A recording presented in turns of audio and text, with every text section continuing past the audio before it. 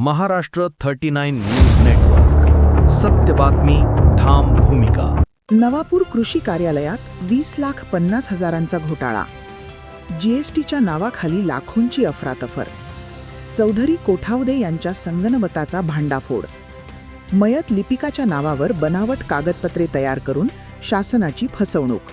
गुन्हा दाखल. नवापूर तालुका कृषी अधिकारी कार्यालयात तब्बल 20,50,148 रुपयांचा मोठा आर्थिक घोटाळा उघडकीस आला असून या प्रकरणाने प्रशासनात खळबळ उडाली आहे.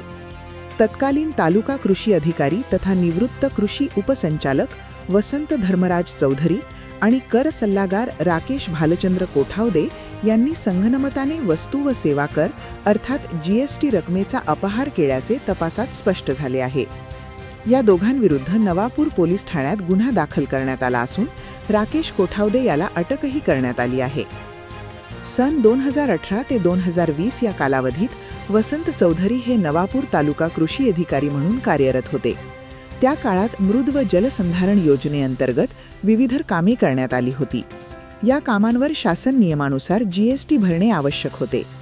त्यासाठी वसंत चौधरी यांनी राकेश कोठावदे यांच्याकडे सुमारे 30,33,170 रुपयांचा धनादेश सुपूर्द केला. मात्र राकेश कोठावदे याने यापैकी केवळ 9,83,022 रुपयेच ई पेमेंटद्वारे शासनाकडे जमा केले. उर्वरित 20,50,148 रुपये वसंत चौधरी आणि राकेश कोठावदे यांनी संगनमताने अपहार करून स्वतःच्या फायद्यासाठी वापरले. हा घोटाळा लपवण्यासाठी आरोपींनी अत्यंत धक्कादायक मार्ग अवलंबला. कार्यालयातील मयत लिपिक किरण झिंगा कन्हैया जैल यांच्या नावाने बनावट वाउचर तयार करण्यात आले. त्या वाउचरवर संबंधित रक्कम परत दिल्याचे दाखवण्यात आले. इतकेच नव्हे तर त्या कागदपत्रांवर मयत व्यक्तीच्या खोट्या स्वाक्षऱ्याही करण्यात आल्या. तपासात हे वाउचर पूर्णपणे बनावट असल्याचे उघड झाले असून या प्रकारामुळे गुन्ह्याची गंभीरता अधिकच वाढली आहे.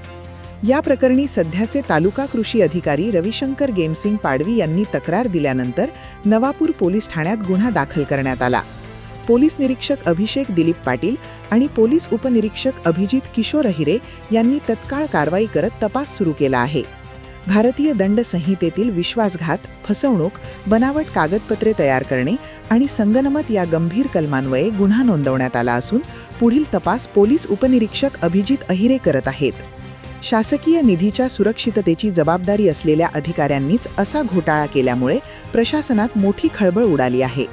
या प्रकरणातील दोषींवर कठोर कारवाई होणार का आणि या घोटाळ्यामागे आणखी कोणाचा हात आहे का याकडे आता सर्वांचे लक्ष लागले आहे. महाराष्ट्र 39 न्यूज नेटवर्कसाठी अजय राजपूत, नवापूर.